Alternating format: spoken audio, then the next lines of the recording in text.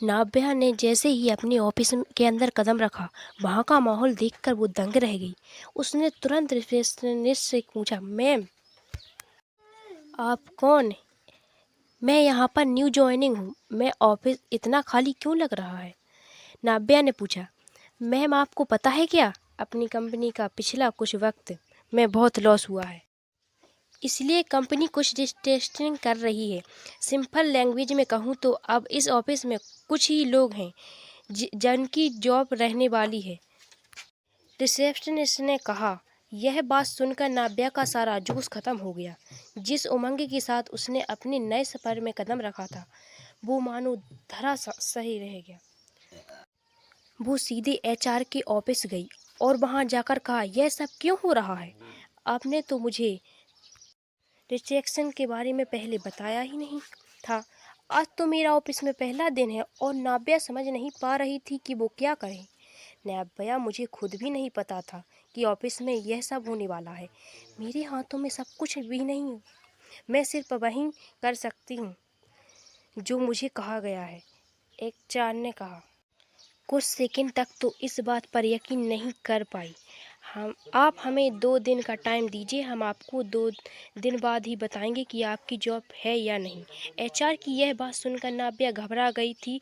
वो ऑफिस से निकल कर सीधे आहूजा मैनेज वापस आ गई। जैसे ही वो अपने गेस्ट रूम में आकर बैठी, उसे आरब की मम्मी खिलखिलाती हुई आवाज़ में सुनाई दी, मम्मा मम्मा आप आ गईं।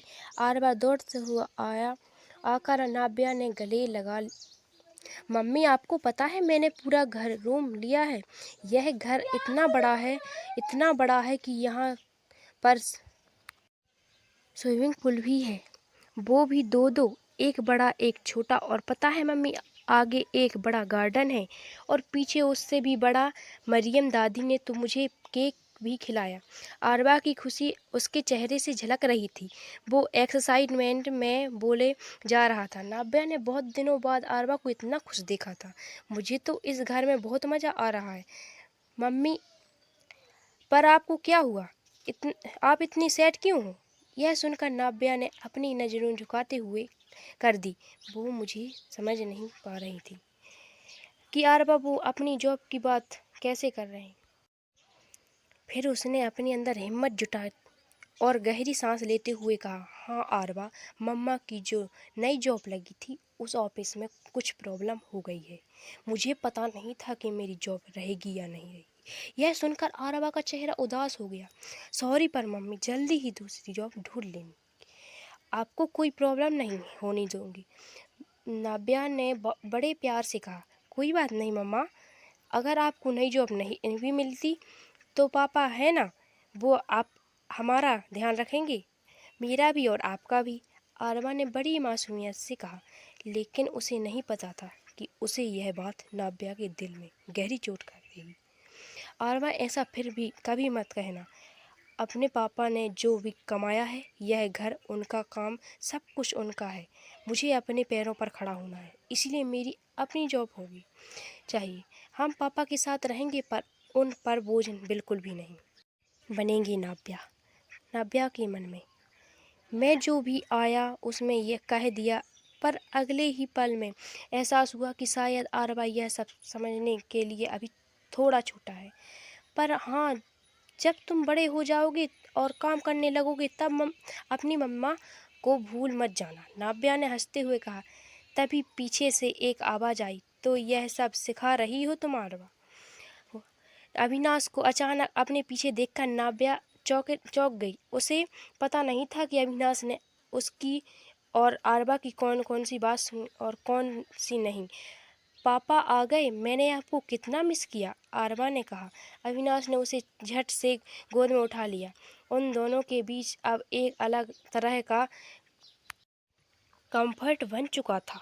अब भी नाब्या अविनाश को आरबा के साथ देखती थी, उसे ऐसा लगता था जैसे वो किसी अलग इंसान को देख रही है हो। तभी मरियम भी वहाँ पर पहुँच गए। अविनाश, अच्छा हुआ आ गए, डिनर रेडी है, चलो। आरबा, हाँ मुझे तो बहुत भूख लगी है, मैं तो बस पापा का वेट कर रहा था, अब मैं पापा के साथ डिनर करूँगा। अरबा की बातों से साफ झलक रहा था कि उसने इस पल का कितने सालों से वेट किया था। जैसे ही अरबा ने डाइनिंग टेबल पर सब्जी फूड ट्रेस को देखा, उसने खुशी से कहा, वाओ मरियम दादी, सब कुछ आपने बनाया है। मैंने नहीं, हम सब ने मिलकर। मरियम ने पीछे खड़े सर्वेंट्स की ओर इशारा किया। मरियम ने खाने के लिए अविनाश के साथ अरबा और नाबिया को बैठाया और खुद पीछे बैठ गई। वैसे तो मरियम हर रोज अविनाश के साथ खाना खाती थी, लेकिन आज उसे ऐसा लग रहा था जैसे अविनाश को अपनी फैमिली के साथ बैठना चाहिए। आंटी कहाँ क्यों खड़ी हैं? आइए ना डिनर करने, अविनाश ने कहा। नाबिया भी मरियम को देख रही थी। हाँ आंटी, आप क्यों नहीं वहाँ क्यों पूछ रहे हैं? उसने भी पूछा। अरे वाह, तुम लोग खाओ, मैं बाद में खा लूँगी। मरियम ने बहुत ही पोलाइटली उत्तर दिया।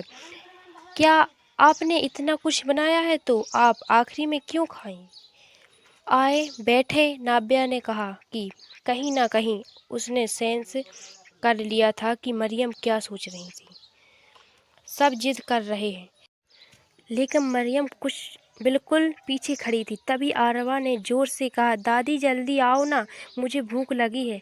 अब मैं और नहीं जा रहा हूँ।